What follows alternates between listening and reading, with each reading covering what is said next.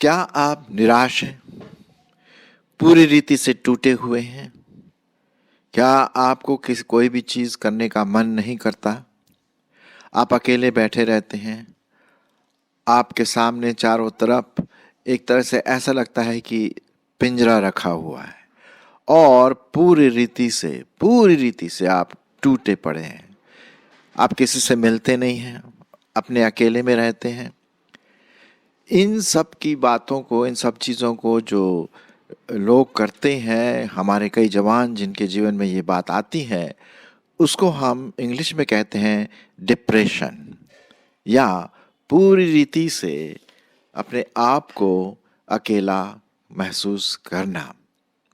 Depression एक प्रकार की बीमारी समझ लीजिए, जो शायद शारीरिक रूप से, मानसिक रूप से, सामाजिक रूप से, आत्मिक रूप से अपने आप को अकेला महसूस करता है या करती है। ये एक ऐसी दशा है जिसमें कुछ भी करने का मन नहीं करता है, और ये व्यक्ति जो डिप्रेशन से ग्रसित रहता है वो एक तरह से पूरी रीति से टूट चुका होता है।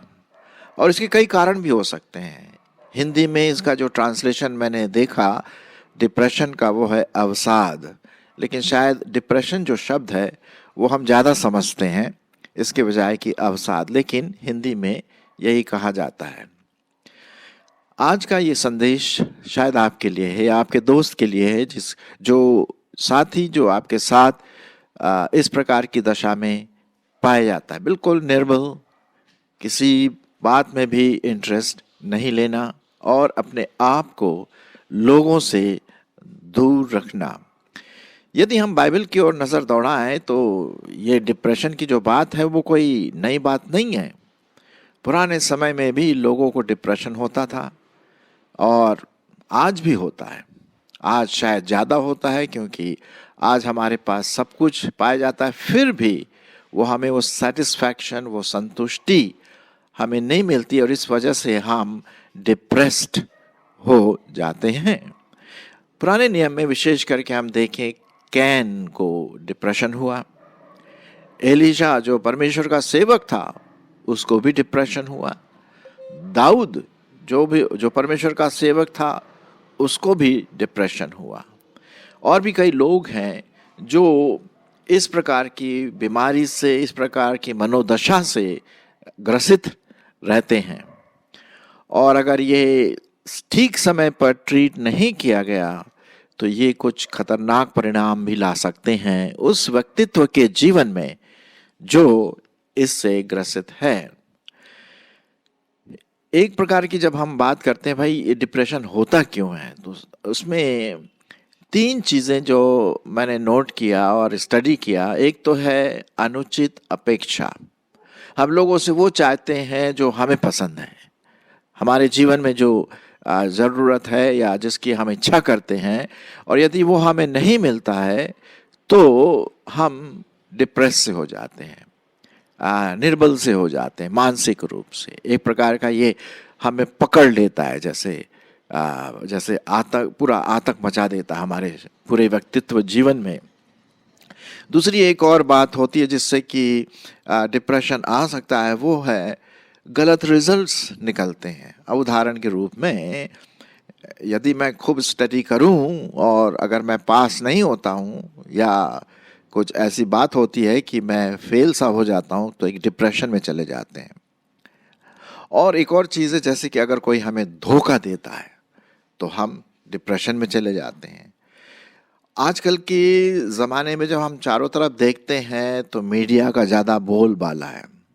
आप देख रहे हैं कि हर एक के पास आजकल मोबाइल है, एक से एक बड़े एक्सपेंसिव मोबाइल पाए जाते हैं, और अगर उसमें खूब गेम्स को खेलते रहे और बोरिंग सा हो जाता है एक समय के बाद, तो कोई और नई चीज़ आपको नहीं मिलती है, तो आप बोर से हो करके भी एक डिप्रेशन में जा सकते हैं। और इसकी वजह से क्या होता है कि कई लोग ड्रग लेना शुरू करते हैं। उस डिप्रेशन को दूर करने के लिए ड्रग की ओर दौड़ते हैं। आजकल हमारे नौजवान विशेष करके जो शायद कॉलेज में जाते हैं या कहीं इधर उधर काम करते हैं, अगर उनको वो बातें नहीं मिली तो वे ड्रग की ओर दौड़ते हैं और फिर वो एडिक्टेड हो जाते हैं। गलत यौन संबंध, आजकल तो इसका बहुत ज़बरदस्त बोलबाला है, क्योंकि आजकल मीडिया में तो हर चीज़ सामने आ जाती है ना। सो उसमें भी एक समस्या आ जाती है। और जब शारीरिक रूप से एक संतुष्टि नहीं होती है, गलत यौन संबंध, शादी से पहले, विवाह से पहले सेक्स की पूर्ति करना, यौन की पूर्ति करना, गलत संगति में रहना, अश्लील पिक्चर देखना, अश्लील वीडियोस देखना, ये सब बातें जब पूरा हो जाता है तो ये डिप्रेशन को ला सकता है, क्योंकि वो सही आनंद नहीं देता है। इस बात का आप ध्यान रखें। तो मीडिया हुआ, ड्रग हुआ, किसी ने शायद धोखा दे दिया आपको, हो सकता है किसी ने आपको कुछ प्रॉमिस किया होगा, या रिलेशनशिप में कुछ गड़बड़ है, विशेष करके लड़के और लड़कियों के बीच में किसी ने धोखा दिया और उसकी वजह से आप अकेले रहना मांगते और लोगों से बोलते भाई मेरे से दूर रहो, मेरे को फ़ोन मत करना, ना मुझे व्हाट्सएप भेजना या जो भी है, और अपने अकेले रूम में या कहीं एकांत स्थान में बैठे रहते। मतलब एक प्रकार का नकारात्मक सोच अपने जीवन में लाने की कोशिश करते हैं। और इसकी वजह से जब हम नकारात्मक सोच लाते हैं, जिसे हम कहते हैं सेल्फ इमेज, जब वो नकारात्मक रूप से देखते हैं तो उससे भी हम देखते हैं डिप्रेशन का जो ग्रसित होना है वो शुरू हो जाता है। और इस प्रकार से वो व्यक्ति अकेलापन, सुस्त सा हो जाता है। अच्छा, इसके कुछ आपको मैं बताऊं, इसके कुछ रिजल्ट्स भी हैं। जब व्यक्ति डिप्रेशन में चला जाता है या निराशापन में चला जाता है, पूरे रूप से टूट सा जाता है, तो वो क्या करता है? एक तो सबसे बड़ी बात है, उसको सोने में प्रॉब्लम होती है।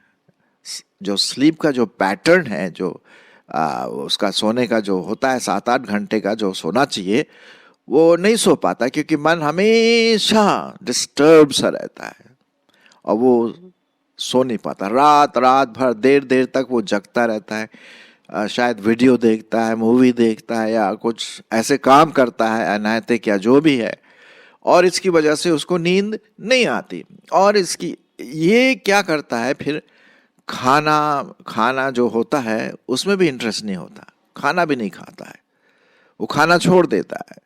हो सकता है वो कुछ कहीं से फास्ट फूड ले करके अपना पेट भर लेता है, कोई पौष्टिक खाना भी उसको पसंद नहीं आता है। स्लीप पैटर्न में प्रॉब्लम आती है, खाने में प्रॉब्लम आती है। अकेलापन, ये सबसे बड़ी बात है। वो अकेला रहना मांगती है, अकेला रहना मांगता, और तरह तरह के विचार जो उसके दिमाग में आते हैं, ये भी एक बहुत भारी समस्या है मेरे दोस्तों। और विशेष करके हमारे जो समाज है, जवानों में, ये सबसे बड़ी प्रॉब्लम यहाँ पर पाई जाती है।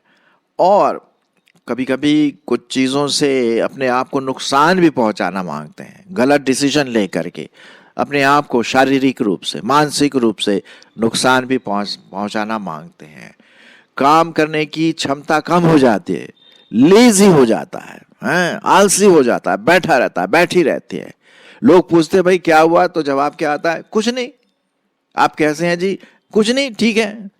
तो इस प्रकार की चीजें जो एक नौजवान के जीवन में आती है, वो उसको हर प्रकार से, चाहे वो शारीरिक रूप हो, आत्मिक रूप हो, सामाजिक रूप हो, मानसिक रूप हो, वो उसको गिरा देती है। और सबसे बड़ी बात जो डिप्रेशन का कारण है वो है पाप। जी हाँ, हम पाप को न्योता देते हैं अपने जीवन में, अपने मस्तिष्क को गलत चीज़ों से भर लेते हैं, और वही हमारा शैतान क्या करता है, वो हमारे मस्तिष्क को इधर उधर ले जाता है और हमें गलत चीज़ों में फंसा करके हमें अकेला सा महसूस करवाता। आपने देखा होगा कभी कभी क्या होता है कि कोई चीज़ हमें पसंद आती है बाजार में, ठीक है, बहुत अच्छा चमकीला चीज़ है और बहुत सस्ता है, सब कुछ है, तो ऐसा लगता है यार ले लो इसको। और थोड़ी देर के बाद उसको इस्तेमाल करके या खेलने के बाद अगर कोई गेम है या कुछ ऐसा है, मोबाइल है या चीज़ है जो आप खरीद के लाएं, उसको इस्तेमाल करते करते वो टूट सा जाता है या गिर जाता है, ख़राब हो जाता है, फेंक देते हैं, अरे क्या है, फिर दूसरा लाए। और इस तरह से मतलब आप सेटिस्फाइड नहीं होते, आपको एक प्रकार की संतुष्टि उसमें नहीं मिलती है, बोर हो जाते हैं। और ऐसा करते करते वो व्यक्ति अकेला महसूस करके बोला सब दुनिया झूठ है, कोई मेरा साथ नहीं देता, कोई मेरा साथ नहीं देती, मेरे माँ बाप मुझे छोड़ दिए, मेरे भाई बहन, मेरे दोस्त, शिक्षक। तो इस प्रकार की बातें जब आती हैं तो हम कहते हैं ये व्यक्ति मानसिक रूप से ग्रसित है, विशेष करके। और जब हम मानसिक रूप से ग्रसित रहते हैं तो उसका शरीर पर बहुत ज़बरदस्त प्रभाव पड़ता है, ठीक है। और मैं आपके लिए अब बाइबल में से कुछ बातें बताऊंगा कि इसका क्या समाधान आप और मैं कर सकते हैं, विशेष करके वे व्यक्ति जो इस प्रकार के डिप्रेशन में, इस प्रकार के अवसाद में, इस प्रकार के निराशापन में पूरी रीति से टूट चुके, जैसे कि उनके ऊपर एक पिंजरा रख दिया गया, जैसे कि आप इस स्लाइड में देख रहे हैं, पिंजरे के अंदर वो बंद है और सही चाबी दिखाई नहीं दे रही, हालांकि लग रहा है वहां पर एक की होल है, चाबी डालने की एक कुंजी तो दिखाई दे रही है, लेकिन वो अंदर बंद है। चलिए मैं उस चाबी के बारे में बताना मांगता हूँ जिससे ये पिंजरा हट सकता है और आप फिर से एक नए रूप से, नए व्यक्तित्व, नई सोच, नई मानसिकता, नई आत्मिकता से आप मतलब उभर कर सामने आ सकते हैं। मैं कुछ पदों को आपके लिए पढ़ूंगा और पाया जाता है नीति वचन, मैं आपके लिए पढ़ना मांगता हूं नीति वचन और उसका 12 अध्याय, नीति वचन उसका 12 अध्याय और 25 पद। उदास मन दब जाता है परंतु भली बात से वो आनंदित होता है। कितना बढ़िया लिखा हुआ नीति वचन जो है एक परमेश्वर के जन सुलेमान ने लिखा, आप शायद जानते होंगे। और मैं सोचता हूं कि उसके जीवन में भी कभी ना कभी निराशापन आया होगा, डिप्रेशन आया होगा, टूटा होगा। तो ये लिखता है उदास मन दब जाता है परंतु भली बात से वो क्या होता है, आनंदित होता है। तो ये परमेश्वर का वचन आपके लिए और मेरे लिए बहुत बहुत ज़रूरी है। तो आइए हम देखें पहली बात कि कैसे हम इस उदासपन को, इस अकेलेपन को, इस कमज़ोरी को, इस डिप्रेशन को हम कैसे ओवरकम कर सकते हैं, हटा सकते हैं और फिर से परमेश्वर के लिए हम जीवित सा हो सकते हैं। मैं एक बात आपके सामने रखना मांगता हूँ और वो है, पहली बात आपको ये देखना है कि क्या प्रभु यीशु मसीह मेरे जीवन का उद्धार करता है।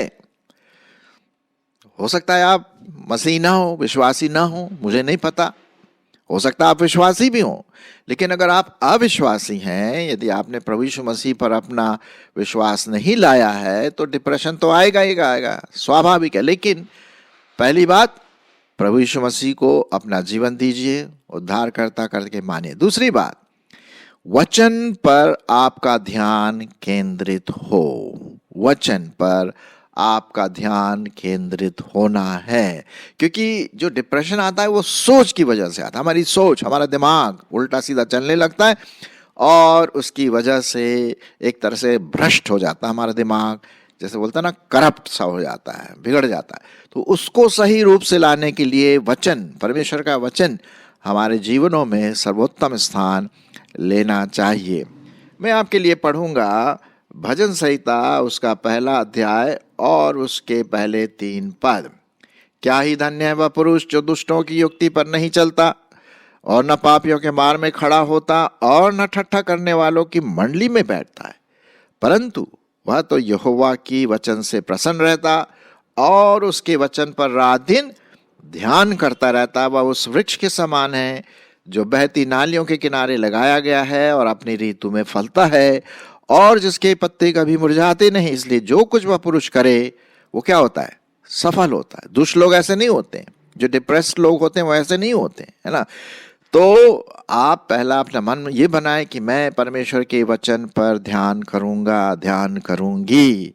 ये बहुत जरूरी, ताकि वो वचन जो है परमेश्वर का पवित्र वचन, ट्रुथ, सत्य जो वचन है, हमारे मस्तिष्क, हमारे दिमाग, हमारे व्यक्तित्व, हमारे विवेक को साफ करता रहेगा और सकारात्मक चीजें हमारे जीवन में लाए, क्योंकि ये परमेश्वर का वचन है, ये मनुष्यों का वचन नहीं है। तो ये आपको अपने डिप्रेशन से निकलने में सहायता करेगा। तो वचन पर आप ध्यान दीजिए। कुलूसियों उसका 3:16 में लिखा हुआ है कि अपने पूरे मस्तिष्क को, पूरे व्यक्तित्व को वचन से भर दो, निचोड़ लो, वचन से पूरा एक तरह से भर लेना है। तो ये तो पहली बात है ना। इससे पहली बात तो यह है कि प्रभु यीशु मसीह को अपना उद्धारकर्ता मानना है, और मेरी आशा है कि मैं ज़्यादातर विश्वासियों से बात कर रहा हूँ।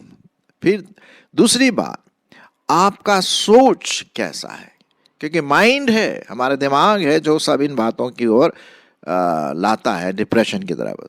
तो माइंड हमारा वो कंट्रोल में लाना, इसलिए हमारे माइंड को, हमारे दिमाग को, हमारी सोच को नया करते रहना। क्योंकि बाइबल में क्या लिखा हुआ है? नीति वचन 23:7 में लिखा, जैसा मनुष्य सोचता है वैसे ही वो है। अगर आप डिप्रेशन के बारे में सोचेंगे तो भैया डिप्रेशन ही होगा, नकारात्मक चीज़ों के बारे में सोचेंगे तो नकारात्मक ही होगा, है ना। तो लेकिन हमारे मन को, मस्तिष्क को सकारात्मक रूप में लाना है। इसीलिए मैं आपके लिए पढ़ूंगा फिलिपियों की पत्री और उसका 4 अध्याय, फिलिपियों 4 अध्याय और 8 पद।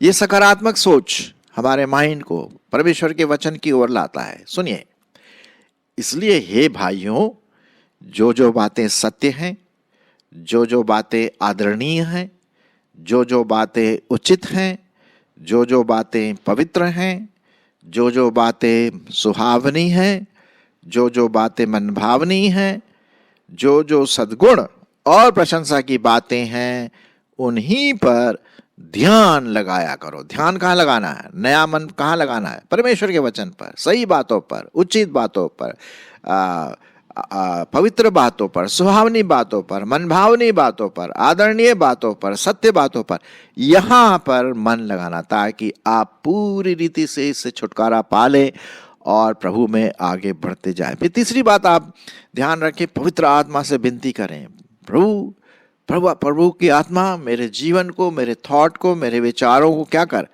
कंट्रोल कर, नियंत्रित कर।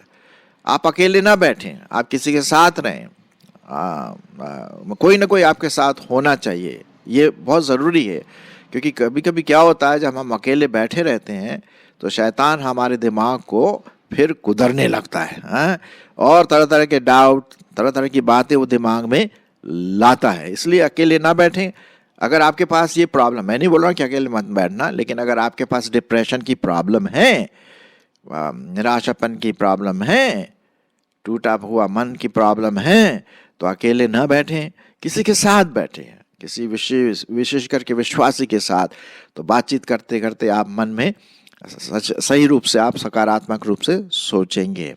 फिर उसके बाद एक और चीज़ आप कर सकते हैं, आप किसी अगुवे से, मसीही अगुवे से, विश्वासी अगुवे से, आत्मिक अगुवे से आप बात करें कि दीदी, भैया, अंकल, मैं इस डिप्रेशन से गुजर रहा हूँ, क्या आप मेरे लिए प्रार्थना करेंगे, मेरी सहायता करें, मैं क्या करूँ अपने जीवन में। एक तो ये कर सकते हैं। और जो भी बात आपके जीवन में होती हैं, चाहे वो नकारात्मक बातें क्यों ना हो, अगर आप विश्वासी हैं तो परमेश्वर उस नकारात्मक बात को सकारात्मक रूप में बदल देगा। अब रोमियो 8:28 में क्या लिखा है, शायद आप जानते भी होंगे। रोमियो उसका 8 अध्याय और 28 पद में क्या लिखा है, और हम जानते हैं कि जो लोग परमेश्वर से प्रेम रखते हैं उनके लिए सब बातें मिलकर भलाई ही को उत्पन्न करती है, अर्थात उन्हीं के लिए जो उसकी इच्छा के अनुसार बुलाए गए हैं। तो यहाँ पर हम देखते हैं प्रियो कि जो हम सोचते हैं कि यार ये बड़ा नकारात्मक है, मेरे साथ ऐसा क्यों ना, प्रॉब्लम है, समस्या है, मैं फेल कैसे हो गया, ये वो जो भी है, जो आप सुधार सकते हैं उसको सुधारिए।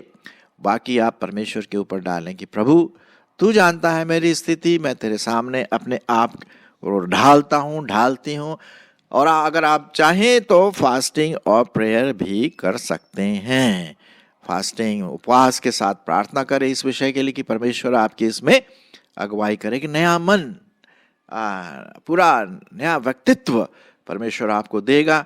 तब आप इस टूटे हुए पिंजड़े से, टूटे हुए मन से, डिप्रेशन से परमेश्वर के अनुग्रह से आप निकल पाएंगे। जरूर आप ये बात दूसरों के साथ भी शेयर करें।